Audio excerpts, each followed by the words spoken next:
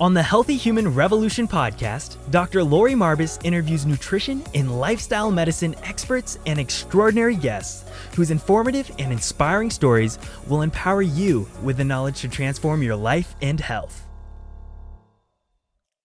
Hi, welcome to the podcast. I'm Dr. Lori Marbas, and welcome back. And I would really excited, and I can't wait to laugh a little bit with this one, is Mark McConville. How are you today? Great, Lori. How are you? I'm good. I've been looking forward to this one ever since our mutual friend, Clint Patterson, told me all about you. And when I learned he was a stand-up comic, I was really intrigued. But you use laughter as medicine, so to speak, but we'll get to that in a second. But I'd love to hear more about your role, your profession as a stand-up comedian, How does that even get started? Like, were you the kid that was always the class clown, or how does one find themselves standing on a stage? That takes a lot of courage. Being asked if comedians were the class clown is probably the most common question that we get asked. We all cracking kids up in school. And in actual fact, a lot of us have a similar kind of upbringing where, like, I know for myself, I was bullied incessantly when I was a kid. And, you'll find a lot of comedians have a similar sort of, not traumatic, but a tough upbringing in that way. And so for me personally, like, I learned pretty early on that if I made the other kids laugh, they would leave me alone. They would they wouldn't pick on me. I was kind of a novelty, but I never in my wildest dreams thought about being a comedian. So I left school when I was 14, worked on the tools as a welder for 4 or 5 years, and then ended up in the building industry as a sales rep. And it wasn't until I was 27 that I had this kind of premature midlife crisis at 27, thinking I had a beautiful life, had a great job. I was with a lovely lady. We had a nice house, but I was desperately unhappy because I knew that my life was something other than that. I didn't know what it was, but I just knew it was something other than that. So, so I, left that lady that I was dating at the time and went and did some soul searching. And I thought I always wanted to be an actor. So I did a bit of investigating, and we've got a quite prestigious acting school in Brisbane, in Queensland in Australia. So I auditioned for that. They took 14 people twice a year. So I got in with my audition, and then moved closer to the city to go to acting school, 3 nights a week and all day Saturday. And at this time I was also, still working as a sales rep in the building industry. And I, was doing part-time stuff in like the State Emergency Service, which is like a voluntary rescue organization that we have here in Australia for, tarping roofs from storms and floods and all that sort of stuff. And about 6 months into the acting course, they put on like a cabaret show for all the students to perform in for all their friends and family, just like an introduction into it kind of thing. And I remember looking at the running order going, it's all drama. There's no comedy, and the guy organizing it said, "Oh, do you want to get up and tell a few jokes, do you, mate?"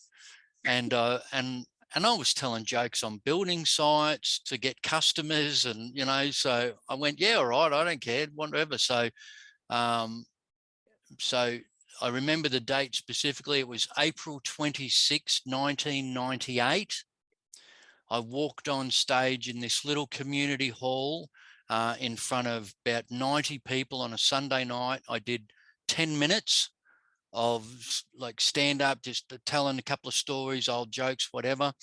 And then the Wednesday night, 3 days later, I go into the acting school, and in the foyer, as you walk in, they've got all the arty black and white photos of the students performing from the Sunday night. And there's a photo of me standing there holding a microphone, which I actually still have in my office. And I'm standing there looking at this photo going, how funny is that? I look like a comedian in that photo, right? And then the dean of the acting school comes out and he goes, "In my office, I want to speak to you." And I think I'm in trouble, right? I'm thinking, oh no, I've offended someone. I've done something wrong. And I walked in and the dean said, he goes, "When you auditioned for the acting school, you never mentioned anything about being a comedian. How long you been doing stand-up for?" And I said, 3 days. I said, that was the first time I've ever done that. And Oh, he said, wow. well, that's your thing. That is clearly your thing. Oh, So wow. he said, stick with the acting course because it will help you as a comedian, but you need to start doing that. So I went, sure, no worries. So I started doing open mic rooms and, going through the process of and doing all that. And then 3.5 years later, when I graduated from the acting school, after having just done Shakespeare and all of that, I was getting work around Australia as a support act, like a 20-minute middle support act. And so at the age of 31, I quit my full-time job after having never been unemployed since I was 15. I quit my full-time job to pursue a career as a comedian. And Wow. and all of my friends were buying houses and having babies.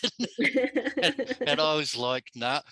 And, so I had a part-time job, to help. It was probably about 7 years in that I was able to quit my part-time job and fully. So basically, stand-up comedy has been my primary source of income for, I don't know, probably the best part of like 15 years now. Wow, that's incredible. Okay. First of all, how do you get the courage, or are you even nervous when you go up front? I mean, honestly, the thought of trying to make someone laugh because they're expecting to laugh makes me cringe. Well, when you first start out, you're incredible. And look, there's times where there's a lot of pressure on the gig, like it's a high pressure situation, or the circumstances might be working against you, like the lighting might not be great. There's, they're seated incorrectly, like the sound's not that good. So there's certain things that I know are going to make my job harder, which makes me nervous. But, once you get to the point where I'm at, and a lot of guys that have been doing it for as long as I have, so it's like 22, 23 years now. I have had a hiatus for 1.5 years, thanks to COVID, or, which really, devastated our industry. Yeah, and absolutely. So, I've got about 2.5 hours worth of material floating around up here, so 2.5 hours worth of stuff to draw on, to talk about. And I'm only ever really on stage for between half an hour and 40 or 50 minutes. So I know what I'm capable of when I get up there. It's just the circumstances can make you nervous because you go, oh, this is going to be tough. I am a true believer. I think that humor works in so many ways. I think physicians should employ humor, helps patients open up, builds relationships, trust, all that amazing stuff. So what do you do with someone? Like, how do you read an audience? Like, how do you know, like, the pause and the when to drop the line? Like, how do you, is it just something you develop over time, or are there clues? Well, to start with, on your first point, I totally agree with physicians and especially people in the mental health space as well, using humor. I know a lot of the studies that I've done talk about humor, the use of humor as a means of enhancing the therapeutic alliance between the clinician and the client, which is incredibly important. But once again, there's that balance, of being able to use it appropriately. And it's not a case of, you're not expecting your doctors or your psychologists to be cracking jokes, but at the same time, using humor as a humanistic way of forging that relationship. So, yeah, I totally agree. It's very important in the medical field. But in relation to reading an audience, look, a lot of the time,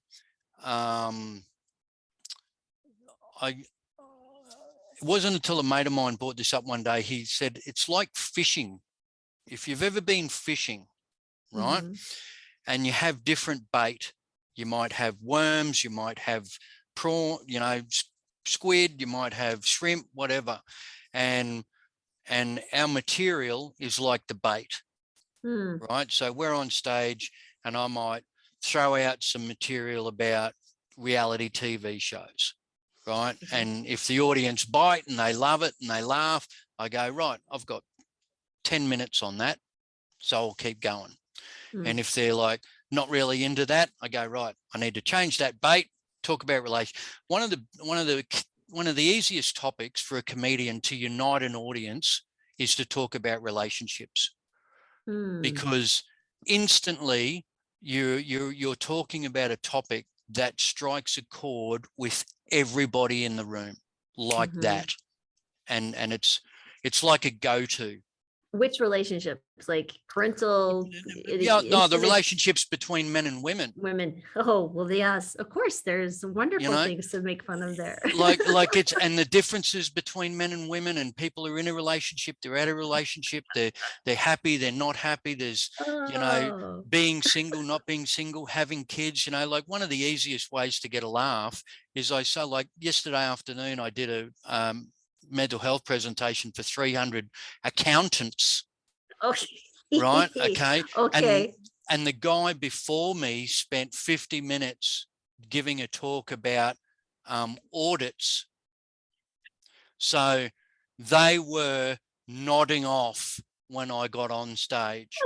And one of the easiest ways to get a laugh is you say to the audience, give us a yeah if you've got kids, right? And then, you know, people go, yeah. And then you go, give us a yeah if you don't have kids. And 9 times out of 10, the people that don't have kids are going to go, yeah, woohoo, you know. And it's like, you just say to the audience, who sounds happier?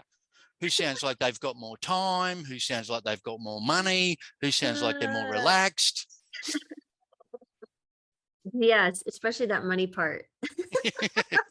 You that know? one, yeah, man, I'm telling you, just doling out the dollars. They go in, they go out, they leave more than they came in. Yeah, you know, so that is fabulous. I totally get that. I think that's amazing. And you know, I am curious, because you watch comedians and I really enjoy, I just think it's fabulous. How do you deal with hecklers though? Like that would just like, well, this is the thing is a true heckle is quite rare. really? Right? Okay. Because there's a difference.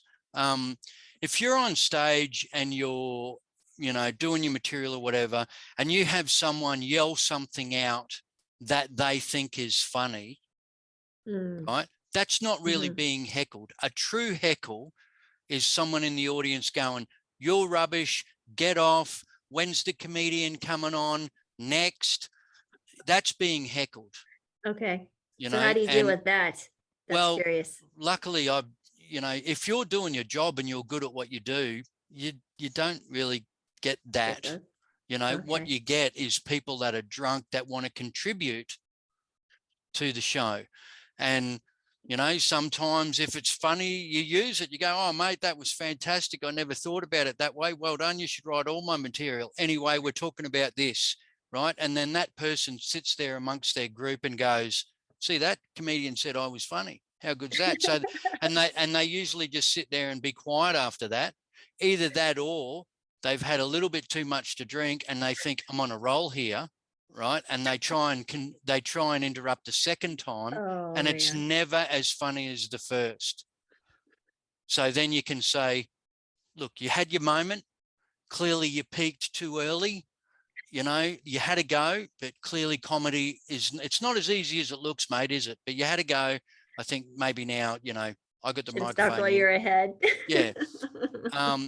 Or what happens is if you've got a big group of people and you've got one table that, and look, I'm as much as I know this may seem incredibly, I don't know if the word's judgmental or whatever, but I would rather have 5 bucks nights in an audience than 1 hens night. Okay, you're gonna have to translate that to an American English because I don't know. Okay, so right, so the bucks night is the group of guys getting together before they get married, and it's the men's night out. Okay. Right, and the hens night is all of the girls going out with the bride. The hens and the bucks. So now, why does a guy get to be called a buck and we're called hens? Like, I don't know. Maybe that's clearly You're the Australian. Australians. What is the a bachelor equivalent and a over there? bachelorette? It's a bachelor Okay. party and a bachelorette party. There you go. Right. So I would rather have 5 bachelor parties than 1 bachelorette party. Really? Tell us why as women are so difficult.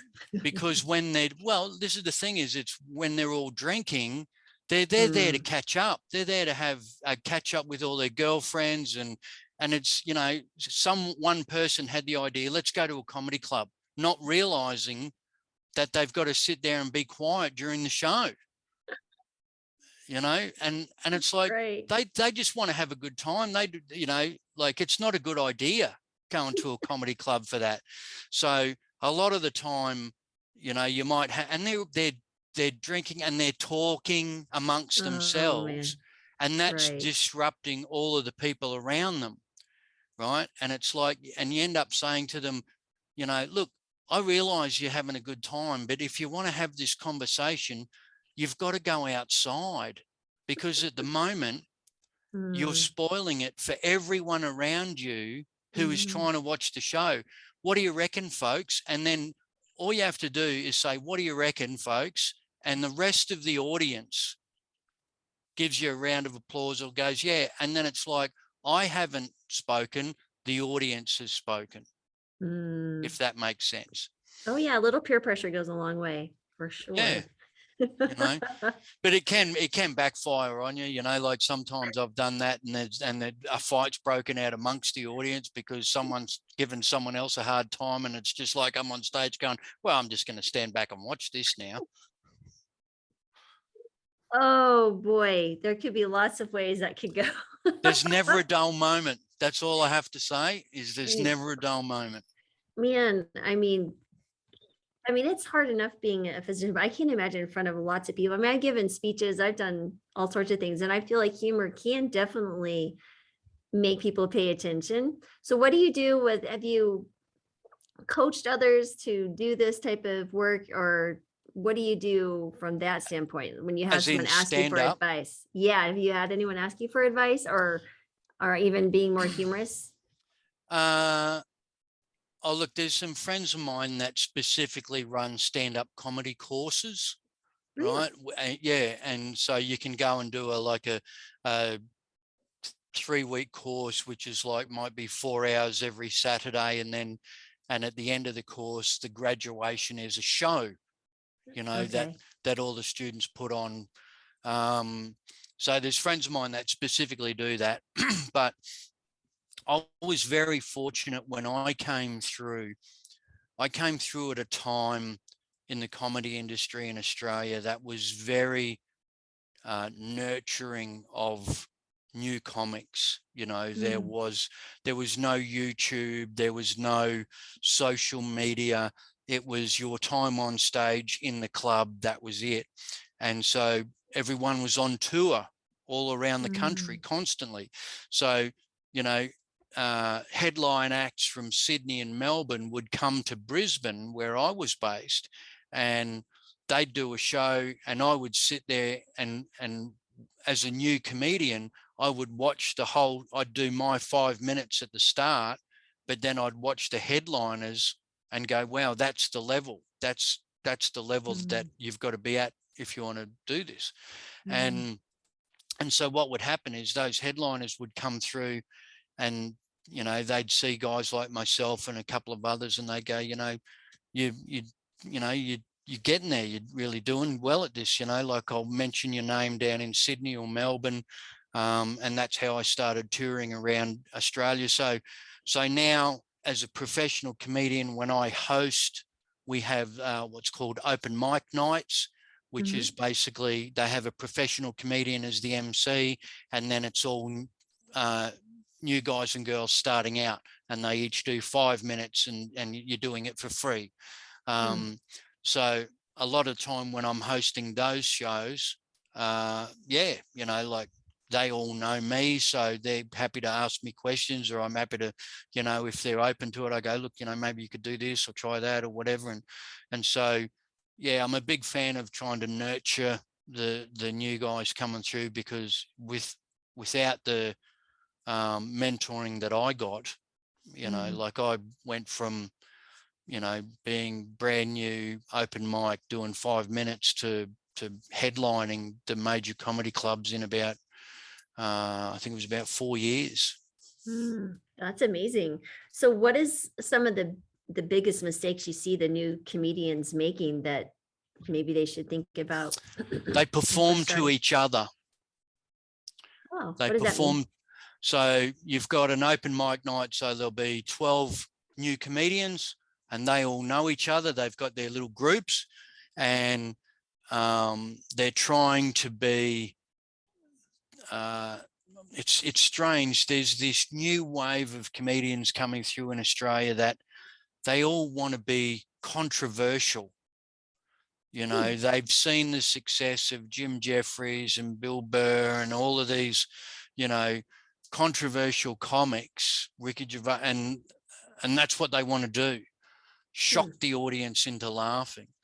And so they're doing the material, and they're seeing the other open mic comedians laugh, all their mates. But what they're not seeing is that the audience isn't laughing. They're offending some of them, and I've said to them, you need to forget about what all your mates think is funny and concentrate on what the audience thinks is funny, because that's how you're going to make a career out of this. You're not going to make a career out of entertaining the other comedians. You need to make a career out of entertaining the audience, because they're the ones that are going to decide whether or not you're going to be a professional at this or not. So what was it, do you think, that your dean of acting saw this, like, this is your thing, because you were so new at it? And have you seen others do that? Like, you're like, wow, okay, they've got this. Is it a natural talent, just this innate ability to read people? What was it? Yeah, I think it's I think it would be a visibly comfortable person on stage in front of an audience.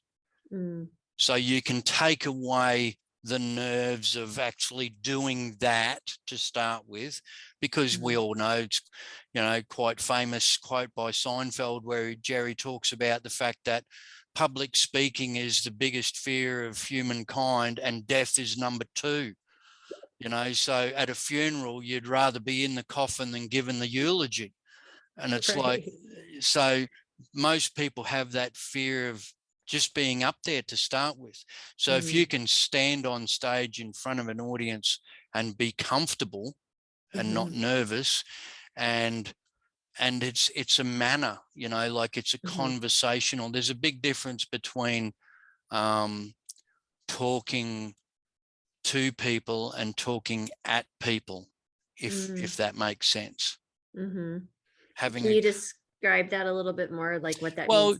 Well, we all enjoy watching comedians that have a really conversational manner. Like it just feels like they're talking to a heap of their friends in their lounge room. It's just a natural kind of thing. It doesn't feel like it doesn't feel like a show, but you're watching a show. Okay. It's hard to put into words, that one, Laurie. Well, it's a great question though. I've never been asked that question. It's a great question. Well, I'm glad it's a good question. I try to make these interviews kind of like that, very conversational. Like we forget we're actually interviewing, we're just talking. But it's funny. I've seen the very first comedian I saw was Seinfeld when I was in college, and he was funny. But who was even made me laugh till I was crying was Bill Cosby. And he was, not that I agree with his life after you hear these things. But he was talking about, and I can't remember how old I was, but I was still a young adult. And he was talking about his time in the dental chair. And how, and I had spent years in braces and multiple, you remember being numbed and your face feeling like it's sliding off. And he was talking about, and then the spit between, they tell you to spit, and they ask you. I was laughing so hard because I can relate to it just year after year. And I feel like it's that relatability that really makes, for me anyway, want to come back and watch more, because it's just like, oh my gosh, he's right in. I guess that's where the relationship component is, where that's why it's the easy thing. Yeah, that's relatable. Yeah, absolutely. Like if you talk about, see, I personally choose not to talk about politics or anything that's really in the news. Okay, because when I'm on stage, I feel as though I want the audience to have a break from all of that. I want them to have a break from the news and their job and their stress and their mortgage and every other thing else, and just come and look at the world through my eyes for half an hour or so.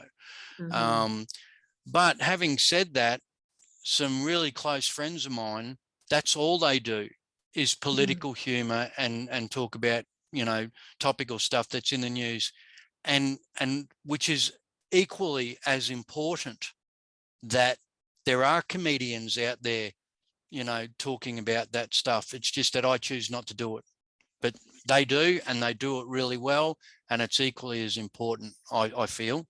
Yeah, no, I think it is important, but I think I see two genres there, right? Because I see, like, just from the audience side of things, I'm not a comedian or anything, but the ones that speak to the political side of things, they actually educate you in their conversation with you. Whereas the ones who do more general genre, like, I agree. I feel like you have to be in the mood for that. Like, you are searching for the political context versus I just want to go out and forget about COVID and forget about everything, which I feel like you have a wider audience. Do you feel like that's the case? Because everybody would want to be at that point. Oh, absolutely. Yeah. And the, because that's it's more broadly entertaining, as opposed to, some people really, that's the type of humor they enjoy is political satire. That's their bag, Absolutely. That is really interesting, because we had watched I can't remember the gentleman's name at the point, but he has this thing on Netflix and he's quite controversial. My husband's like, oh, we should watch it. I'm like, So we watched like 10 minutes. I was like, is this really funny to you? he's laughing, but it's that uncomfortable laugh. Like, I'm laughing because I can't believe you just said that type laugh versus I'm truly being humored. And so I was like, I'm going to leave now. Do you and your husband fully share the same sense of humor, do you believe? No. He will say things and do things that I'm just like, Patrick, really? and the kids, the boys are funny. My daughter's much more like me, and the boys think it's funny. And I'm almost like, is this a male female thing? Because I am truly not entertained here, And I seem to be the butt of a lot of jokes. I don't know if that's a good thing or a bad thing. I just, maybe because I take it, or maybe they get a rise out of me. I don't know. Yeah, right. But not real. I mean, there's some things that we absolutely do, like parenting. Good Lord, after this many years of being a parent, it's all funny to me at this point. I'm just amazed we survived. But there must have been a point when you started dating, like you've obviously been together for a long time. Yeah, almost 30 years. Yeah. Well, congratulations. That's quite the achievement. It is. So there must have been a time early on where you just felt so in sync that you laughed at the same sort of things. Did I ever feel he was funny? I'm just kidding. Patrick is an engineer. Maybe it's like one of those accountant things. Will he be watching this, by the way? No.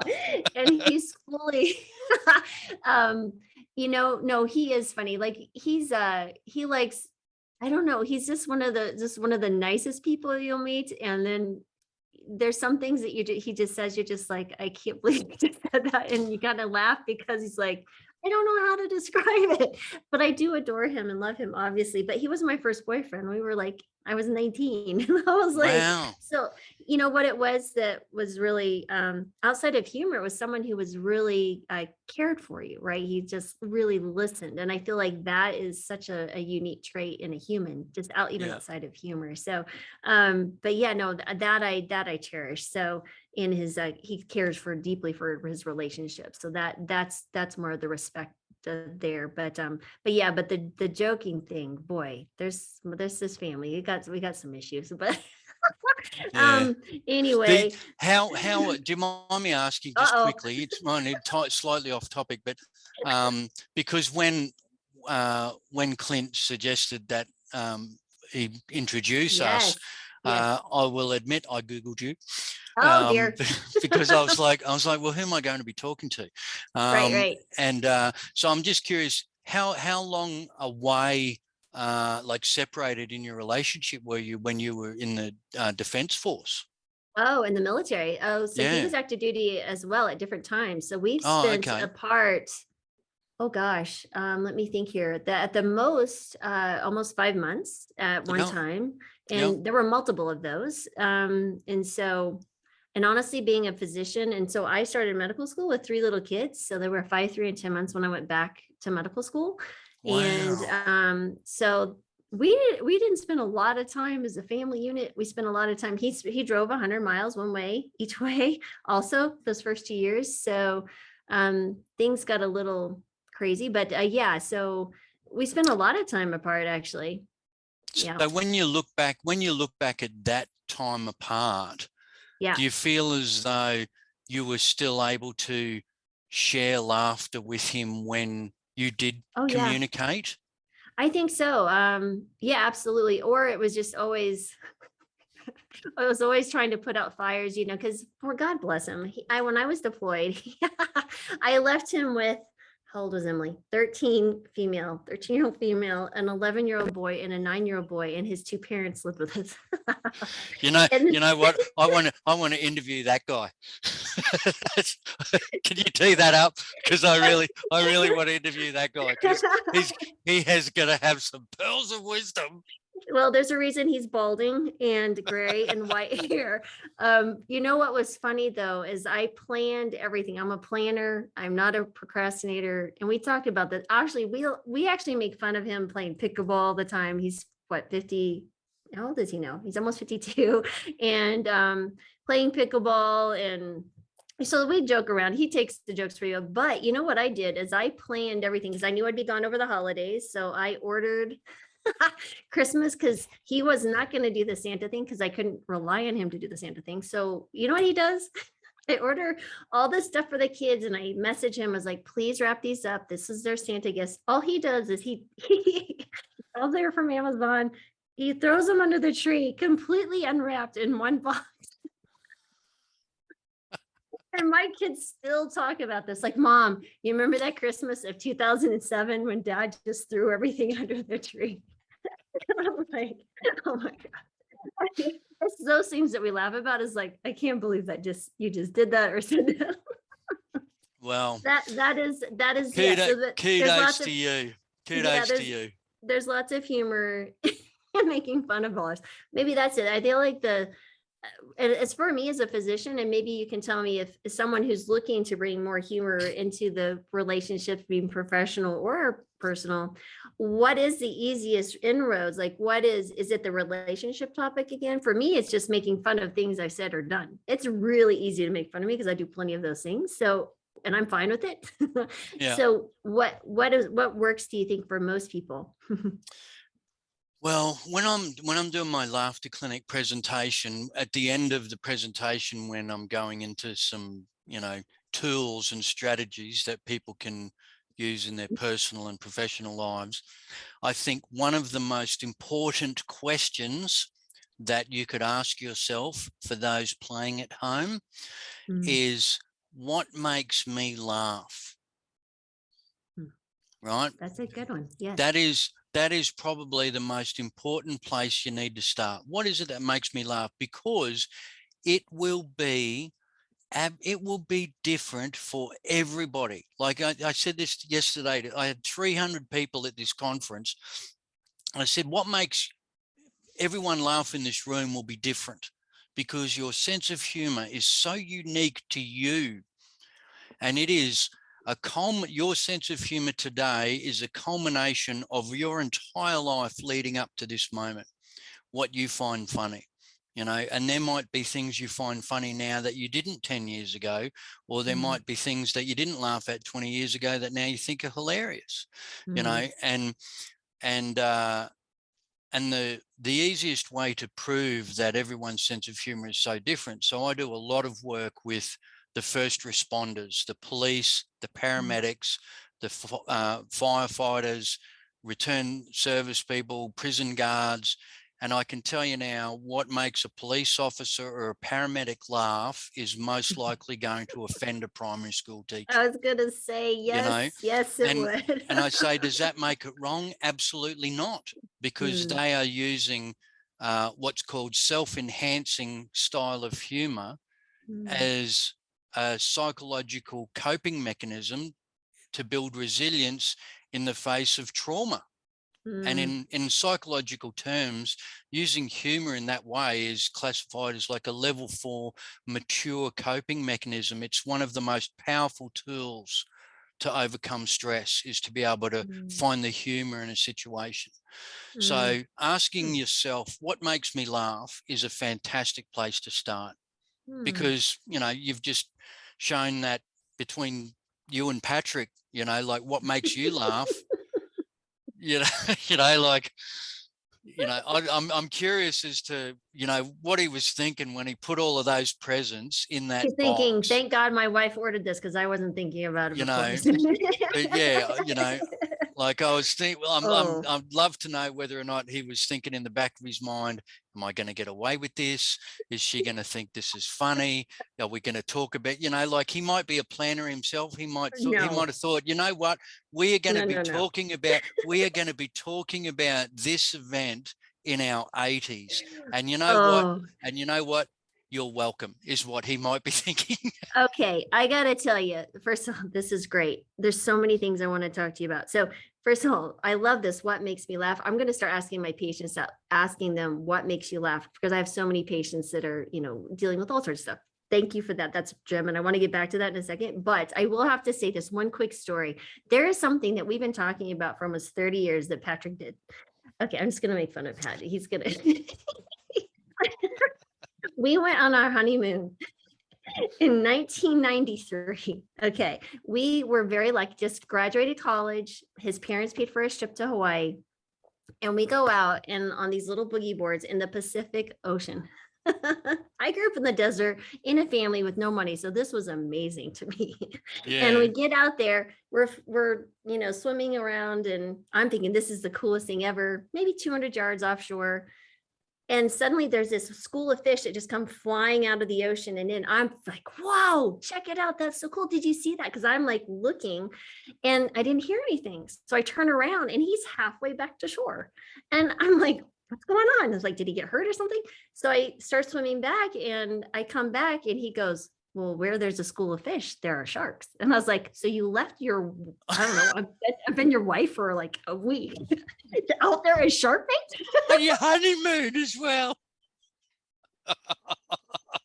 Anyway, I will tell you, there are so many of the stories. So now you can see. Anyway, it started off with a bang and it continues. So that's a cracking story. That one. Oh my God, that's just one of many. But anyway, so those are the kind of stories that I like to tell. Mostly, I guess maybe I make more fun of Pat than myself. But getting back to what makes me laugh. Exactly. And which brings us, because you mentioned the laughter clinic, which I first think that's just a brilliant idea. Because like I'd mentioned before we started, as a physician, we have one of the highest suicide rates, because at least in the United States, we have laws and there's rules. For example, to be licensed, I am licensed in all 50 states in the United States. Each one of those boards, medical boards, will ask you when you go to renew your license, either annually or every other year, have you sought mental health treatment? Are you being treated for a mental health condition? And so it really discourages professionals from reaching out for help when they need it. And this is a very stressful job, especially those who are in ERs and in critical care units. And so, which is really discouraging and frustrating for us. And we don't do a very good job of standing up together as physicians. We're very bad at that. So, which is amazing. And then as in the military, of course, there's a high suicide rate as well. And so I'm just really curious to see how you use this as a tool to help fight and combat suicide, like you had mentioned on your websites and different things. But how do you go from a stand-up comedian to prescribing laughter as a treatment and prevention, primary prevention? Well, I'm glad you asked, because this is a story that this is a chance encounter that changed the entire course of my life. And, I used to do a lot of shows on cruise ships, which was a great gig. I'd do a late night 1 hour show in a 1,000-seat theatre. And this encounter happened in 2012, and I'd done the show, and I was just sitting at the bar, watching people file out of the theatre, and this couple came towards me, pretty fit looking, mid to late 30s, and the wife's crying, and I'm thinking, what's happening here? And I tell you, it gives me goosebumps. It takes me back every time I tell this story. And she came up to me and she wrapped her arms around me, and she said, "I don't know how I can possibly thank you, because I have not seen my husband laugh out loud for 3 years." Oh, wow. And think about 3 years, and comedians, we get it a lot after shows, people coming up to you going, "I needed that. I haven't laughed in days or weeks, or I've had a stressful week, or I've got things going on." But 3 years, I was like, how is that even possible? So I talked to this couple for hours into the middle of the night, and, you'll relate to this. This guy turned out he was an ex-SAS soldier who 3 years previously was on deployment in Afghanistan. He was doing a patrol, he kicked open a door, it was booby-trapped, and it blew him up, and it killed one of his guys and injured him, so he couldn't actively serve anymore. And so here's this guy standing in front of me going, "Mate, you have done more for me in one night than 3 years of post-traumatic stress management and medications and every other thing else, because you just made me laugh for an hour." That's incredible. And I will say, I was pretty funny that night, right? I was on Well fire, deserved. right?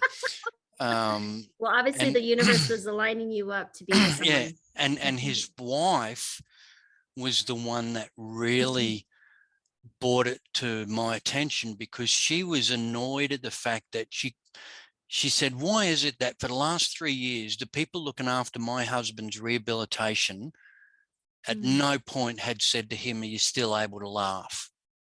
Do you still have your access to humor?'" Wow. And so it really, really sat with me, this because in her eyes, I'd given her husband back. It was such an emotional night. I'll never forget it. And so I got off the cruise ship, and I started to think, maybe there's more to being a comedian than just doing shows. So I started looking at that old chestnut, "Laughter is the best medicine." And I thought, where did that saying come from? Why is that?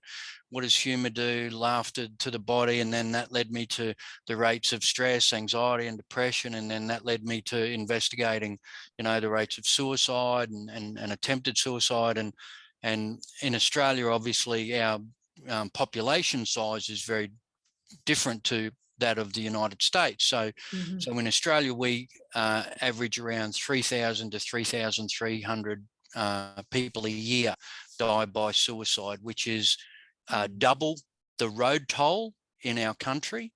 Wow. And so it equates to around 8 to 9 people a day. And the research shows, and this next statistic is a global statistic, that for every one person who dies by suicide, around 25 people have attempted it. So in Australia, that means we have over 65,000 people a year attempting to end their own life.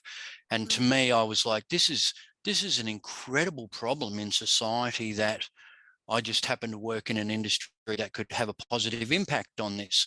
So, and this all happened at a time when I personally was coming out of a 15-year battle with depression myself. You know, like I'd been on and off medications, in and out of different psychologists, and it was at the exact same time that I had the right support network. You know, we talk about the importance of having a support network. Well, I'd struck gold in the fact that I had a wonderful GP who knew the perfect psychologist for me, who knew the perfect psychiatrist. They all worked together and knew each other.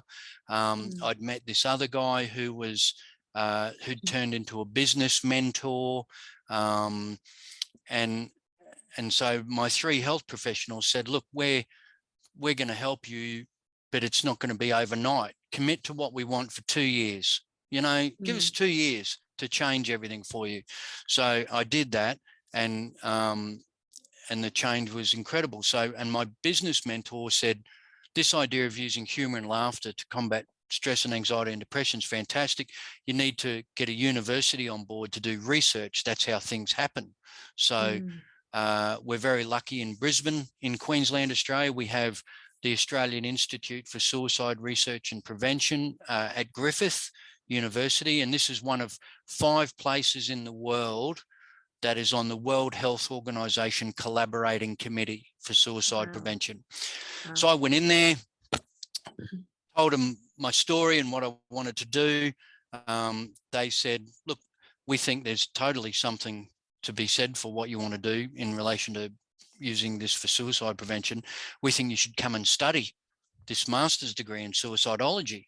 And I'm like, oh yeah, you know, I didn't really think much of it. And then they sent me all the application forms, and I looked at it and I went, this is a postgraduate course. You've got to have a degree in something to qualify, you know. And I rang them up and I said, I'm flattered, but I'm not your guy. You know, like I left school when I was 14, didn't even finish high school, worked on the tools. So, and let alone never went to university. I said, so I'm, you know, I don't qualify for this. And to their credit, and I didn't realize that they could do this, it still blows me away that they went, well, you know what, we are going to recognize prior learn you for 17 years of being a comedian.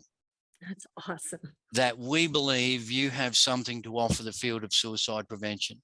Absolutely. So you're in. So at the age of 45, Laurie, I started university at a postgraduate level, at a master's degree level. That's awesome. And it wasn't a learning curve, it was a learning wall, you know, because like I was, you know, I had to learn about the academic style of, like everything that everyone had learned doing a degree, I didn't have that. Oh, so man. My first 6 months, we still laugh at my first assignment because I stupidly thought they were interested in what I had to say.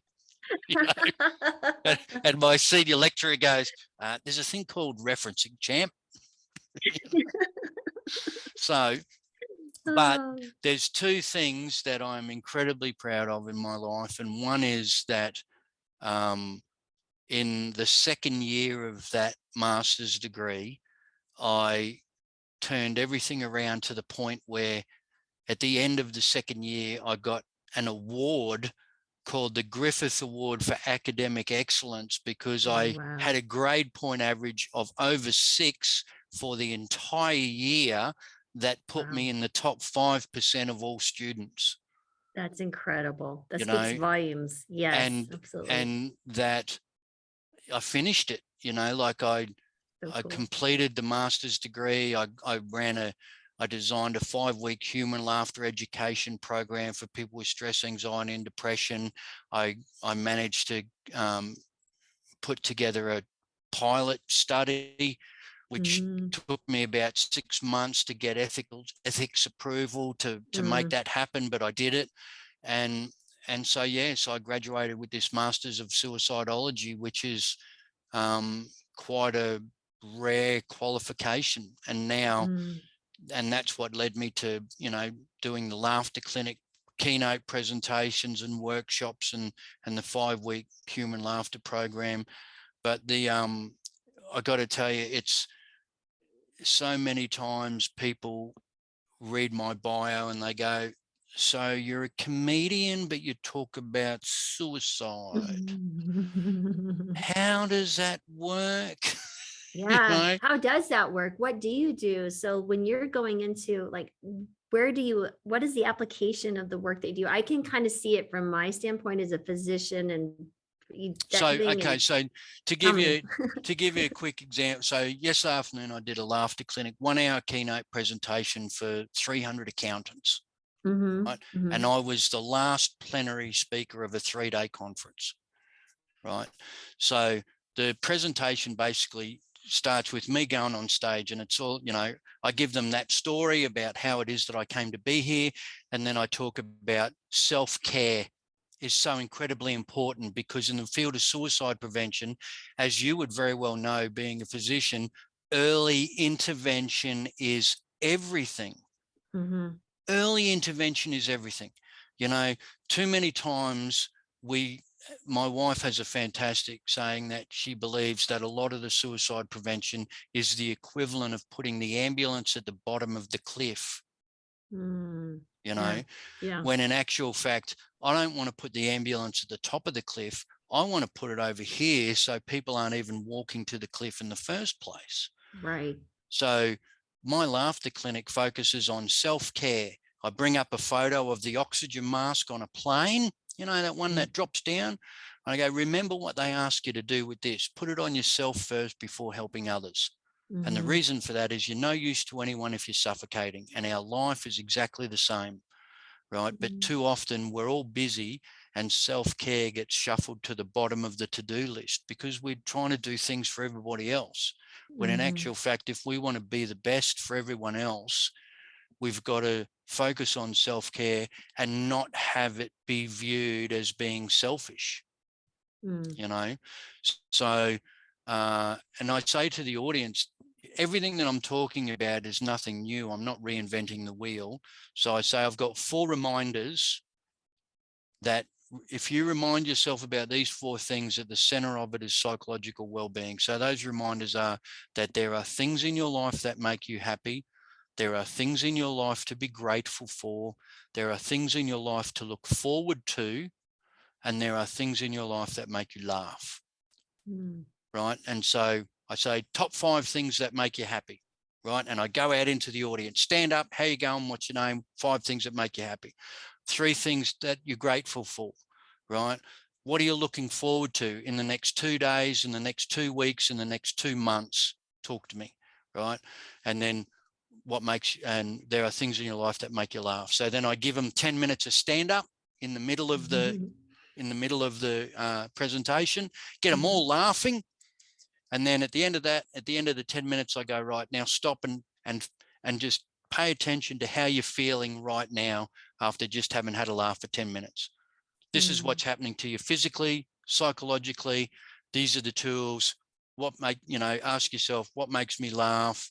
How can you bring more laughter into your life? How can you bring more laughter into the lives of those around you? Being mindful that we all know people in our circle of family and friends that share the same sense of humor as us. We know people that we can laugh with, and we know people that, wouldn't find that funny. So it's about being mindful and smart. And we talk about the 4 different styles of humor: the aggressive, self-defeating, laughing at the expense of someone else or yourself, or, so we unpack all of that as well. So that's the laughter clinic in a nutshell. That sounds incredible. Like, how do I sign up? That sounds amazing. I'd like to come over there at some point and do some lectures. Would be quite nice if anyone's willing to sponsor me. Well, I will tell you, I think I do have some ideas for you when we're done here that might prove fruitful. So You know what? And this is one of the things that I think is really cool is the fact that going to uni, if anything else came out of me going to university, it was the importance of research. And as a professional, health professional, you would totally understand, and especially with a plant-based diet as well, you know, that's all about research. Oh my. You know, so and that's what I say to the audience. I go, this whole thing about laughter is the best medicine. To me personally, I think that saying only tells half the story. I think that saying should be changed to humor and laughter are the best medicines, because you've got the physical benefits of laughing, increased blood flow and, you know, stress hormones decreasing and all that. But the psychological benefits of using your sense of humor as a construct to create the laughter is the important bit. It's the really important bit. And so this is what I say to the audiences, is that this isn't any airy fairy, you know, hippie stuff. This has been widely researched around the world for decades. You know, the research to come out of the United States alone in this field is incredible. The research where they've, you know, I've read research papers where they go, do depressed patients still have access to their sense of humor? Yes, they do. They just laugh at different things. You know, humor therapy for patients on dialysis, cancer patients with humor therapy. Like, there is tons of it. So is there a laughter medical journal? Like, where can I find all the data? Like, where would you encourage someone like myself?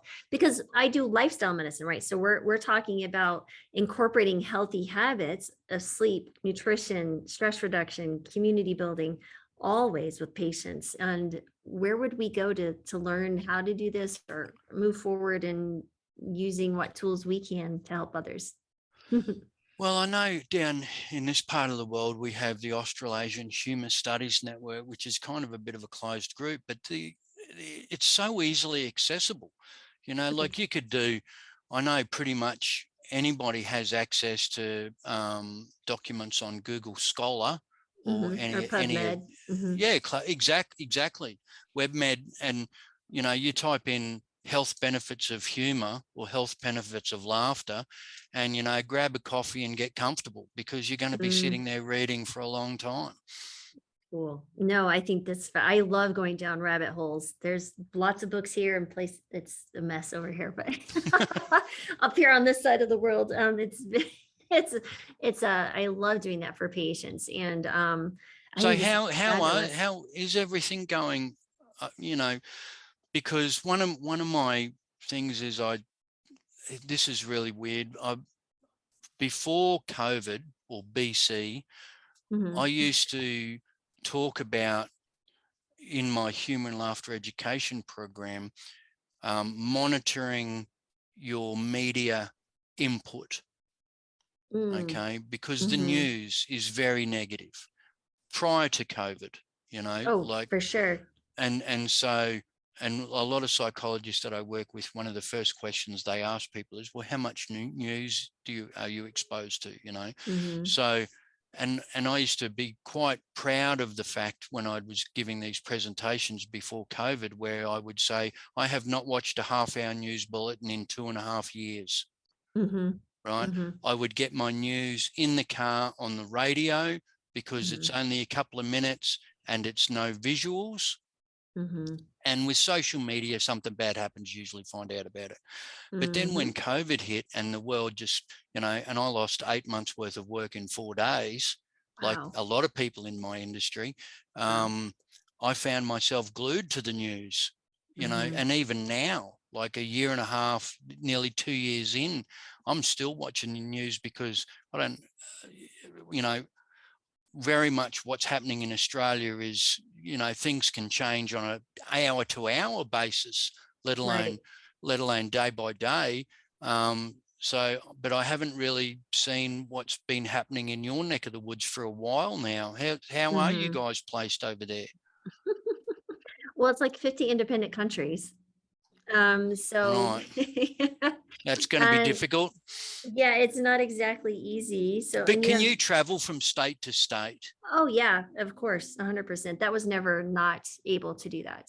See, Can you imagine? that's where our country We has were really different. fallen down. Is, Yeah. you know, our states have become, it's crazy. It is absolutely crazy. And I was Wow. thinking, you know, last time I checked, we were all Australians, and now I can't travel to another state because of this rule or Wow. that rule. But you know, your country's not alone. But I can't even fathom. God bless the human who ever tries to keep an American from going to see other parts of America. That just ain't going to happen. It's just not. We are too big. Yeah, right. And we are very independently minded.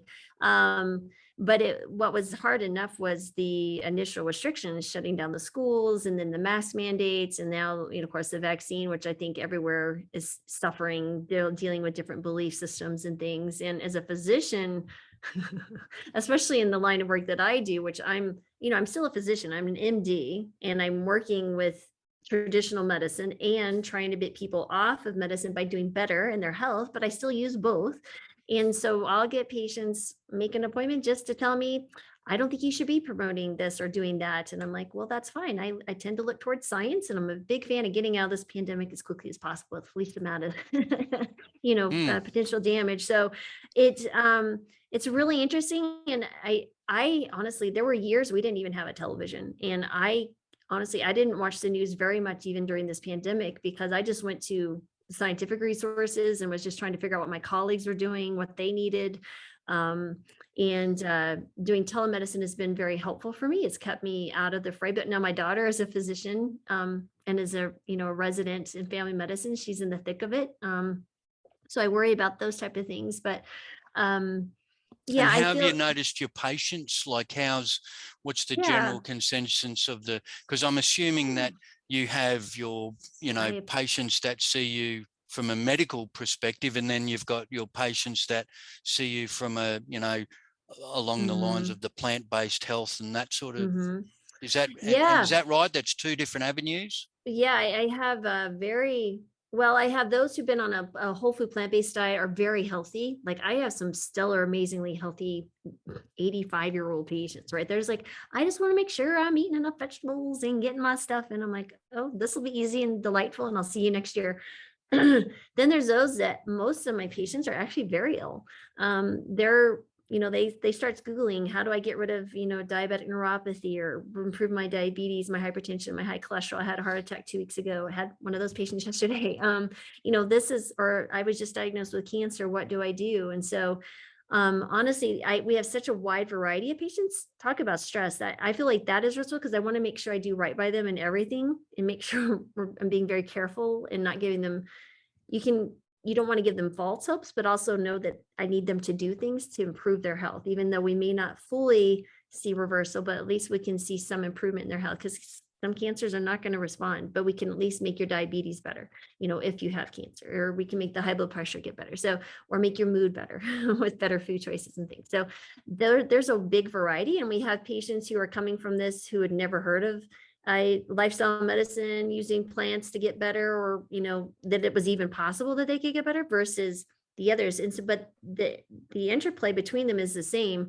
They just don't want to suffer, right? And they just don't want to lose anyone, but they also don't want to be told what to do. They want to be able to make those decisions. That's what the beautiful thing I think about common with my patients is, they're very intelligent, and they're either tired of being, like you said, they don't take care of themselves. Like, exactly this morning, I had a patient that says, I'm always taking care of someone else and I need to get better. And I was like, absolutely. She was a mother and a grandmother, and her husband died. And she's like, I'm just tired of being sick. I'm tired of being tired. And so I have those, but they've done research and they know there's a better way. So they just want to be given, heaven forbid we actually allow someone to make an independent decision. And most of the time they make the best decision for themselves and their loved ones, which makes most of the time for all humanity. I tend to think that there is good in majority of people.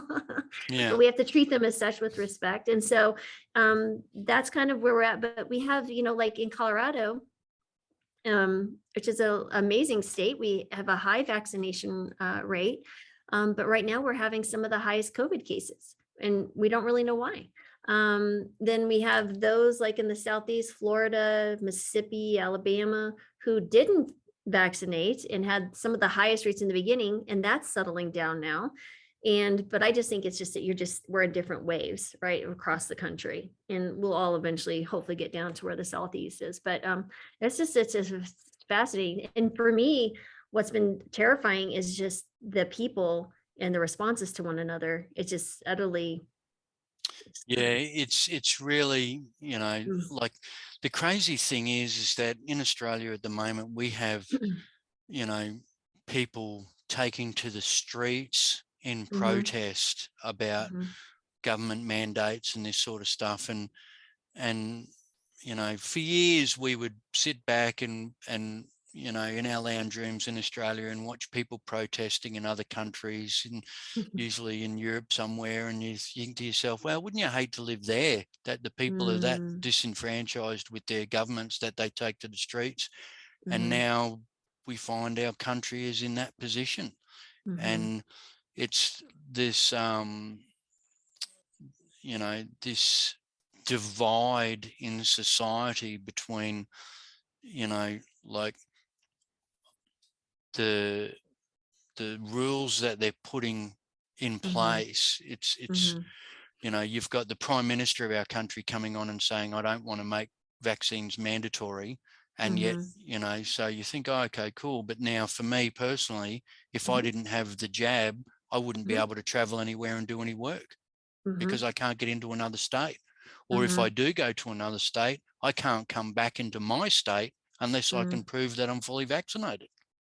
It's just, and now they're saying, you're not going to be able to go to pubs and restaurants and cafes and movies unless you can prove that you've been double jabbed. And there's a lot of people that have had the vaccine that are protesting because they're going, this isn't right. I agree. I fully vaccinated, and you see it on my Facebook. Please get vaccinated, but it's still your decision, right? I totally believe that you're correct, right? In what you're saying, that they should be upset, because if they start taking away, well, today it's COVID vaccine. What is it tomorrow, right? Did you vote for this? Did you do that? Have you done this? And so as an American, it's a slippery slope, friend. And so that's exactly the term that my wife uses, that it is a slippery slope. Yes. And I think we have to be very careful when we start mandating these things, because we all know that once they have a law, the law is never retracted.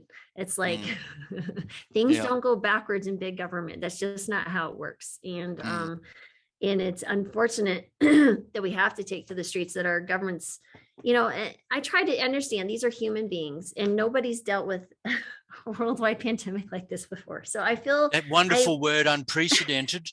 Unprecedented. Yes, definitely unprecedented.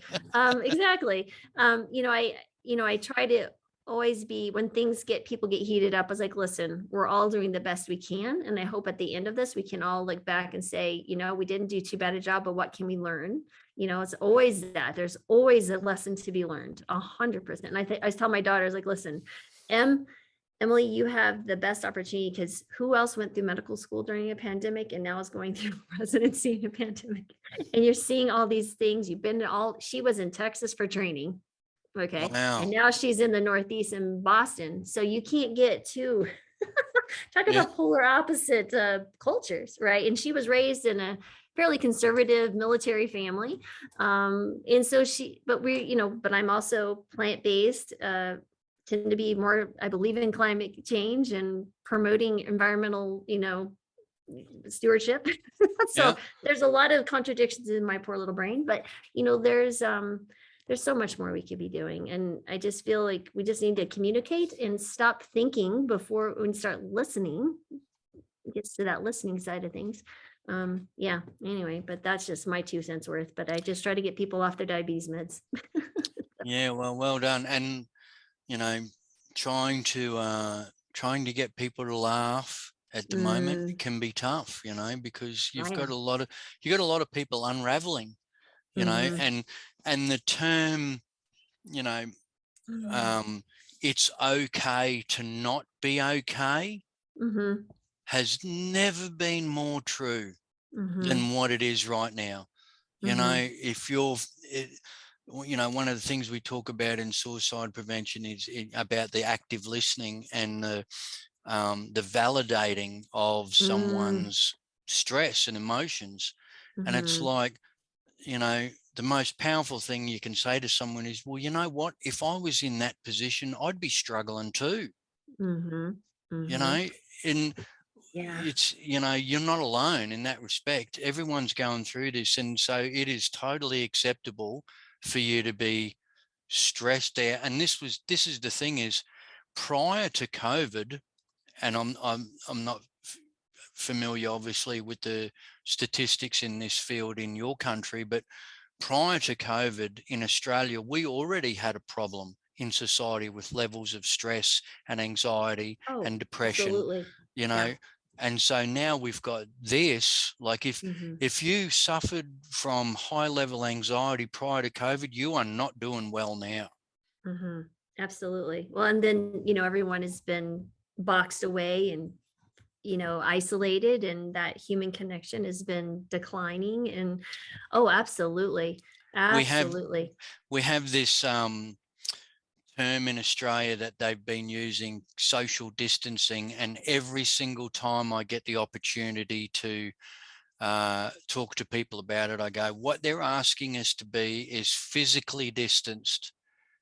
Now more than ever, we need to be socially connected in whatever way that we can make that happen, whether it's like this, a Zoom call or a phone call, or, you know, social media, however it is that you can stay connected, because this social distancing term, it just, No, it's the same here. It's the same words as social distancing. And it was interesting. In October, I had an opportunity. I was invited to be part of a documentary, and we spent 10 days together, strangers from all over the country, diabetics. We had 8 total. 2 of them were not diabetic, but the other 6 were insulin dependent diabetic, and we fed them a plant-based diet. And it's one of the it's from the Campbells anyway, well known in my little niche. And so it was a wonderful time, amazing people, but people have been so socially isolated and they just couldn't get over how well the group congealed. And what was so fun, but it all came back to you like, well, we've been social distancing for so long now, that when we have this opportunity to interact and live literally in this huge house, this thing was ginormous, and see healing and share food, and it's all around the food. That's all it was about. And, you know, I was the doc there and making sure the meds were stopped as they need to be, which was really quickly, of course. And it was just a lovely time. And I'm not sure we could even reproduce that, because it was just, I mean, we're talking all sorts of backgrounds, all sorts of people. And it was just really amazing. Like no stress at all. They were just so happy to be together. Yeah, it was amazing. So when does that is that like an in-house documentary for your field, or is that going to be like, is that going to be a Netflix special? Yeah, we think it'll either be on either Amazon or Netflix. I know, it's so fun. I've never had, I've never been on, I've been on TV and stuff, but I've never been in that type of situation where there's like, suddenly you're talking to someone, there's a camera. It's like, okay, so you're constantly on. I was like, man, I can't even leave the bedroom without my makeup on, my hair's in place.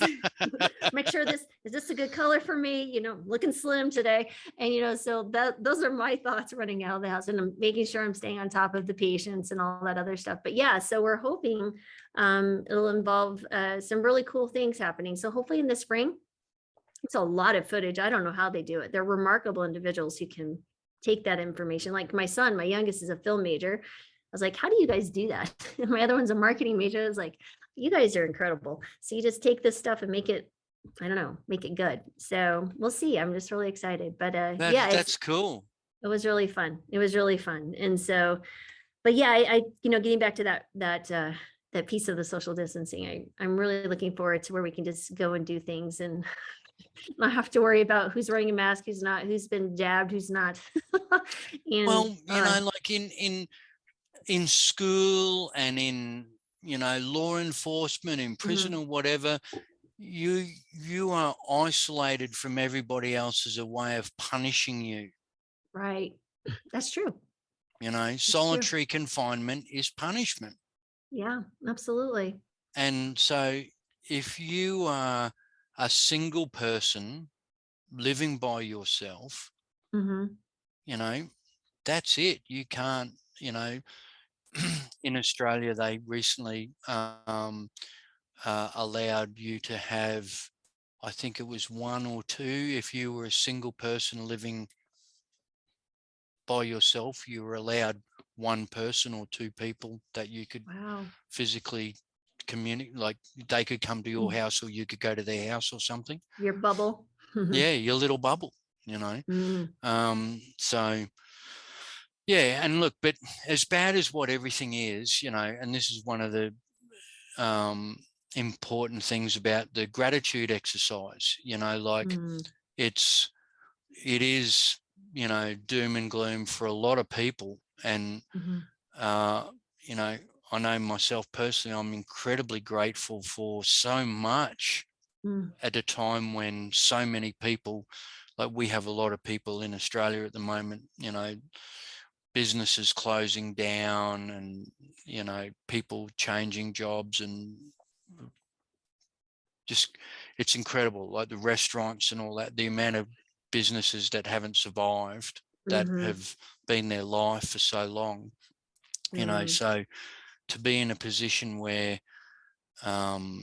you know, the way that it worked out the last year and a half, because my wife also works in the arts industry, so she's a costume tailor for the movies. Wow. Oh, wow. Right. So, you know, we bought our house in December of 2019. Oh, wow. And then 4 months later, we're both out of work. Oh my goodness. And like buying our house was like years in the planning, because you've got 2 people working in the arts trying to get a mortgage, you know. So it was a big deal for us to get it. And then 4 or 5 months later, we're both out of work, which was, oh my gosh. And then a month later, I got a phone call from my father, who lives in Sydney, to say, I'm in hospital, I've got leukemia, I'm dying. So I didn't have any work. So I said to my wife, well, I'm going to go to Sydney, and he had his own company. So I tried to run that while he was in hospital getting chemo. And like, he sadly passed away in March this year, but I had the opportunity to spend the last year with him, that if I was doing my job normally, I'm traveling all around the world on cruise ships or whatever, I wouldn't have been able to do that, you know. So my wife kept kept everything running at home when I was in Sydney, you know, going backwards and forwards and stuff. And you know, I'm grateful for that I had that opportunity, as bad as what COVID is, that I got to spend that time with him. I'm grateful for, you know, where we live here on the Gold Coast is beautiful. It's amazing. We've got wonderful beaches, beautiful mountains. You know, my wife's son and his wife have just had a little baby. So I've got a little grandson who's very exciting. And the technology that we have at our disposal, you know, like for you and I to be able to do this now. You told me right at the start how old you are, right? Which I still can't get my head around, but you're going to know what I'm talking about. This here, what we're doing, this is George Jetson stuff. Yes, right? it is. Do you remember George Jetson? Yes, 100%. Okay, where he would have the screen on his thing and he would be talking to his boss, basically Sprocket, and you're going, well, this is what we're doing. Exactly what we're doing. What are our grandkids going to be doing? When I have grandkids, hey, you know? Do you know of any good girls or anybody? I've got some good boys, good looking boys. That's a mother always looking. I hear grandkids are amazing. Yeah. Well, he's only 8 months old. Well, I know, but I still hear they're just pretty phenomenal. Oh, look, it's the best thing. And the thing is that because I've never had any kids myself, you know, so you get to go straight to the grandkids. This is my wife's son and his, so that's right. I get the, you know, I'm straight to the good bit, you know, I get all the fun, It's Yeah. Yeah. it's the And best. yeah. Yeah. Well, there's some of us that, house those little creatures for 9 months, popped them out, popped another one, popped another one. I'm like, I'm waiting. Come on. And look, Uh, I'm gonna try and I'm gonna try and show you this, because this is, so I've got this thing going with my wife's son about how much he the baby loves his granddad, right? And he's only 8 months old, oh, they right? know who they know who to love. And so he's like, what makes you think he's, and I'm like, well, have a look at this. So Oh my. can you see that? I'm gonna pin you here. Let me see here. Go ahead. Oh my goodness. What has he got in his hand? Oh, hang on a tick. It's the camera's not. He's holding something. What Oh, is that? It's a little book. I'm gonna, It's got to be a microphone or something. no, it's a photo of me. Oh, is it? See, this would be such a wonderful thing in my life. I just want to be able to do that. Right now I got a dog. I can show you the same type of picture, but it's a dog, literally. I mean, this literally, I showed my patients. This is me and my dog, Daisy. Yeah, you can see it. But anyway, yeah, anyway, but but Yeah. it's phenomenal. I just wanted to mention real quickly too, you had mentioned about watching the news. And I, even long before I started doing this, I've been a doctor around 20 some odd years or so. And when I had a patient, and I lived in this little rural town, other side of the mountains in Colorado, and he would come in and his blood pressure was just skyrocketing. And he's like depressed and angry. And I'm like, what is going on? Because he really is a nice human. But he has these things. He goes, well, I sit in my garage and I just watch the news and I can't believe they're doing that. And I was like, turn off the television. And he's like, it was like this dawn of like, what did you just say? I was like, it's okay to turn off the television, and they're trying to get you riled up so you'll stay tuned in and keep coming back for why we want to be tuned into bad news. I don't know. It's a human thing. And he's like, I never thought of that. I was like, Yeah. Logical. Light bulb moment. Yeah, when it was just literally someone had given the permission, I guess, to have this thought of turning it off. And it helped tremendously. Because I'm like, you can't allow things that you can't control dictate your life. This is really bad. Yeah. So it was interesting. It's phenomenal. And I kept you way past the hour we agreed on. So I will do this. I will ask. Yes, I do have to get going. Yes, sir. Could you give me one slight bit of advice for someone who needs a little more laughter in their life? What would you tell someone? Ask yourself, what makes me laugh? And if you're in a position where you think you don't have much to laugh about right now, go back and look at your life and look at, break it into like 7-year chunks, and, and look at the people that you've known over your lifetime and who's made you laugh, and when was the last time that you really laughed at something. And I mean really laughed, and there's a big difference between the laughing at, say, watching a YouTube clip or watching a funny movie or a sitcom, than the laughter that you'll experience when you're with other people, because I'm talking about that type of laughter where your jaw is sore, your stomach's cramping, your tears coming out. We've all had it. And this is one of the things that I say to people, is that laughter has been given to us by whatever means of creator or creation that you subscribe to as a biological release valve for overcoming stress, anxiety, and depression. And the proof of this is in the fact that babies and infants laugh years before they have any conceptual understanding of language or humor. I love that. You know what are they laughing at? These babies, and so it's a natural thing. So at some, like I've had so many people over the years say, I don't like comedians. I don't laugh, mate. You know, I've actually had people say, I don't laugh at anything. Really? Right. And I say to that person, I can promise you at some point in your life, you have laughed at something. Mm-hmm. Guaranteed. Mm-hmm. So if you think to yourself that you're going through a hard time right now and you don't have anything to laugh at, just sit with the idea of, well, what is it that makes me laugh?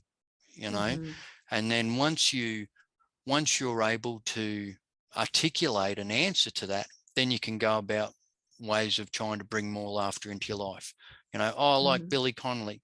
Well, get some Billy Connolly DVDs or some YouTube clips, or, you know, I like Friends, makes me laugh. Well, when was the last time you watched an episode or whatever, you know? So, but you've got to start with answering the first one. What is it that makes me laugh is probably the most important one. I think that's fabulous. And you just visualize that too. But, you know, honestly, when you said the baby's laughing, two things. As a new mom, my first and ultimate goal, besides the smile, was the giggle. I wanted that giggle so bad. And it was the little blowing on the belly that finally did it. And I was like, yes, I found the weak. I found the Achilles heel. And how much did that light you up from inside? Okay, I can't even tell you, any child laughing, I will literally play over and over again because it brings me such joy just to hear a little baby or kid laugh. Like, it's like the ultimate high for me. Oh my goodness. In my laughter clinic presentation, when I say to people about babies laughing, I go, check this out, and I press play, and I've got a video clip of 2.5 minutes of babies laughing. Oh my God. And there's not one person in the audience that doesn't laugh. We are made and wired. Oh my gosh, just the thought of it makes me just happiness. And so I love that. I love that you just say, even if like today you feel like there's nothing to make you laugh, just sit back and think about it, and it'll at least bring a smile to you. But I also think, how sad if someone says they don't laugh. I'm like, what happened to that human that put them in that position? That makes me sad. So, yeah. And that's why there's, you know, so much research to, you know, do people that suffer from clinical depression still have access to their sense of humor? And the research shows, yes, they do. It's just that they might laugh at something different than what they might previously have laughed at. And it makes complete sense, because I know my daughter's home, you know, as there's all 5 of us and only 2 of us are medical, we laugh at poop and we laugh at, you know, things that my husband's like, we're trying to eat. I'm like, oh, sorry. We'll put the poop jokes later for dessert. So, you know, but anyway, yeah, I totally get that. Well, thank you so much, Mark. This was absolutely as delightful and beyond I could imagine. Oh my gosh, this was such a lovely conversation. And thank you so much for your extra time. I so appreciate it. Oh, look, I totally agree. I've totally enjoyed, you know, our time chatting together. And I do feel like we could continue this conversation for hours, but you know, if look, at any point in the future, if you would like to, you know, revisit this at some point, we talk about, you know, I'd be totally up for that, because you know, I've been interviewed by a fair few people over the years, and you are an absolute delight. Oh, well, thank you. And I take that. I've really tried to hone this craft. I enjoy interviewing, and this is my 5th year. Well, I'm going into my 6th year now of the podcast. So really, really enjoy talking to people. So thank you again. And I just can't, I would totally take you up on that. Thanks for watching, and I hope you enjoyed that video. Before you go though, please hit the subscribe button and the alert button so you will be notified whenever we upload any new videos. On Monday, we upload the Healthy Human Revolution podcast. Now, if you'd rather listen to the podcast, you can find it on all the major platforms, such as iTunes, Google Play, SoundCloud, and even Spotify. Now, if you're looking for more resources on how to start a plant-based diet, sustain a plant-based diet, exercise, recipes, anything regarding wellness, we've got you covered. Check out healthyhumanrevolution.com. And again, thanks for watching.